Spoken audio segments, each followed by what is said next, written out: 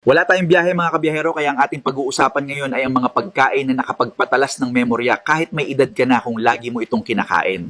Ayon sa Organic Living, ang mga sumusunod na pagkain ay siyang pangunahing nakapagpatalas ng ating memorya. Halina't ating pag-uusap. Una ay ang itlog. Ito ang pinaka-underrated na brain food dahil bukod sa protein, nagtataglay din ito ng choline, na isang nutrients na ginagamit ng utak para gumawa ng acetylcholine na responsible sa memory at learning. Sa madaling salita, kapag kulang ng choline ang isang individual ay maaring makakalimutin na to. Pangalawa ay ang isda, lalo na sa almusal, na makakatulong sa ating kalusugan. Ito ay puno ng omega-3 fatty acids, yung oil na nagpapanatiling maayos ang connection ng brain cells. It is essential for maintaining cognitive health and supporting your daily well-being. Pangatlo ay ang mga berries o kahit mansanas. Ang mga prutas na ito ay puno ng antioxidant na tinatawag na flavonoids na nagpapabilis ng komunikasyon sa brain cells. Ang pang-apat ay nuts, lalo na ang walnuts. Ito ang pinaka-brain-friendly na nuts dahil meron itong omega-3 para sa brain cells connection at meron din itong vitamin E na nagpoprotekta sa brain cell damage at polyphenols na nagpapababa ng inflammation ng utak. Sana ay makatulong ang impormasyong ito para sa inyong kalusugan. Ang papanglima ay ang oatmeal. Ito ay complex carbohydrates at dahan-dahan itong ma-digest,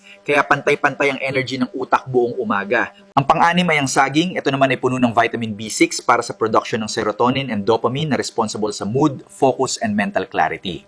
Sunod ay ang kape o tsaa. Ito ay nagpapataas focus at alertness at may antioxidants to protect brain cells. Nakakatulong din ang turmeric, gatas at lugaw na nagsisilbing mga golden brain protector. Isa na rin ang gulay sa umaga dahil ang dark green leafy ay puno ng folate na nagpapababa ng homocysteine na siyang sumisira ng brain cells kapag mataas ang antas nito. May vitamin K at lutein ang nasabing mga gulay na mahalaga sa ating kalusugan. Ang huli ay ang pag-inom ng tubig bago kumain. Ito ang pinakasimple ngunit ito rin ang pinaka-ignored. Mahalaga dahil dehydrated ang ating katawan pagkagising. Ito lamang po ang aking maibabahagi. Maraming salamat sa inyong pakikinig at pag-unawa sa mensaheng ito na aking ibinahagi sa inyong lahat ngayong araw na ito.